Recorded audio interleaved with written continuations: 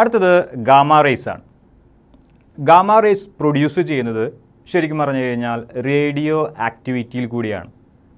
ഒരു nucleus radiations പുറത്തു വിടുമ്പോൾ, റേഡിയോ ആക്റ്റീവായിട്ടുള്ള ഒരു ന്യൂക്ലിയസ് റേഡിയേഷൻ പുറത്തു വിടുമ്പോൾ പ്രധാനമായിട്ടും 3 ടൈപ്പ് ആളുകളാണ് പുറത്തേക്ക് വരുന്നത്: alpha particle, beta particle and gamma raise.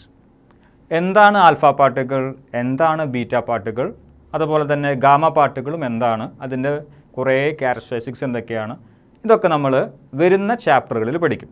പ്രധാനമായിട്ടും ന്യൂക്ലിയർ എന്ന് പറയുന്ന ചാപ്റ്ററിലാണ് ഈ റേഡിയോ ആക്ടിവിറ്റി നമ്മൾ പഠിക്കുന്നത്. ആ പാഠഭാഗത്ത് നമ്മൾ കുറച്ചും കൂടി ഡീറ്റെയിൽ ആയിട്ട് ഗാമ റേസിനെ കുറിച്ചും അതേപോലെ തന്നെ ആൽഫ ബീറ്റ പാർട്ടിക്കിൾസിനെ കുറിച്ചും പഠിക്കും. ഇവിടെ അതിൻ്റെ ബേസിക് ഐഡിയാസ് മാത്രമേ നമ്മൾ പറയുന്നുള്ളൂ. Gamma rays, these are most penetrating EM waves. ഏറ്റവും കൂടുതൽ പെനട്രേഷൻ പവറുള്ള EM വേവ് ആണ് നമ്മുടെ ഗാമ റേസ്. അതിൽ ഫ്രീക്വൻസി റേഞ്ച് തന്നിട്ടുണ്ട്, വേവ് ലെങ്ത് റേഞ്ചും തന്നിട്ടുണ്ട്. ഫ്രീക്വൻസി റേഞ്ച് 10⁻18 ഹെർട്സ് മുതൽ 10⁻22 ഹെർട്സ് വരെയാണ്. അതിൻ്റെ വേവ് ലെങ്ത് റേഞ്ച് <10⁻³ നാനോമീറ്ററുമാണ്. ഇനി ഗാമ റേസിൻ്റെ കുറച്ച് യൂസസ് ആണ്. These are used in radio therapy for the treatment of cancer. നമ്മളൊരു പക്ഷേ ക്യാൻസർ രോഗികളൊക്കെ റേഡിയേഷൻ ചെയ്യാൻ പോവുകയാണ് എന്നുള്ള വാർത്തകളൊക്കെ കേട്ടിട്ടുണ്ടായിരിക്കും. അവിടെ അവർ ഉദ്ദേശിക്കുന്ന ഇതാണ്, ആ ക്യാൻസർ സെല്ലുകളെ നശിപ്പിക്കുന്നത് ഗാമ റേസ് വെച്ചിട്ടാണ്. അതായത് ഹൈ പെനട്രേഷൻ പവറാണ്, അതുപോലെ തന്നെ ആ ക്യാൻസർ സെല്ലുകളെ നശിപ്പിക്കാനുള്ള കഴിവും നമ്മുടെ ഗാമ റേസിനുണ്ട്.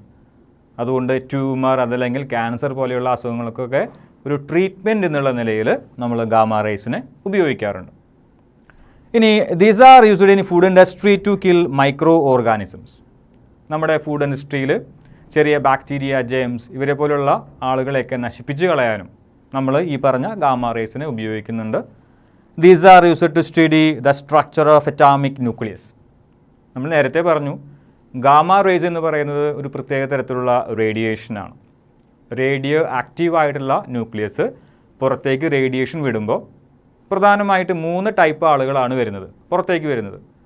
ഒന്നില്ലെങ്കിൽ ആൽഫ പാർട്ടിക്കിൾ, അല്ലെങ്കിൽ ബീറ്റ പാർട്ടിക്കിൾ, അതല്ലെങ്കിൽ ഗാമ റേഡിയേഷൻ. ആ ഗാമ റേഡിയേഷൻ പുറത്തേക്ക് വരുമ്പോൾ കൃത്യമായിട്ട് ആ ന്യൂക്ലിയസിനെ കുറിച്ചുള്ള ഒരു ഇൻഫർമേഷൻ നമുക്ക് ലഭിക്കും. അതുകൊണ്ടാണ് നമ്മൾ ആ ഒരു പോയിന്റ് ഇവിടെ ഉൾപ്പെടുത്തിയിരിക്കുന്നത്. These are used to study the structure of atomic nucleus.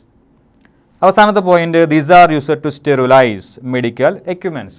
നമ്മൾ നേരത്തെ പറഞ്ഞു, ചെറിയ മൈക്രോ ഓർഗാനിസം അല്ലെങ്കിൽ ജെംസ്, ബാക്ടീരിയ, വൈറസ് ഇവരെയൊക്കെ നശിപ്പിക്കാനായിട്ട് നമുക്ക് ഗാമ റേസിനെ ഉപയോഗിക്കാം.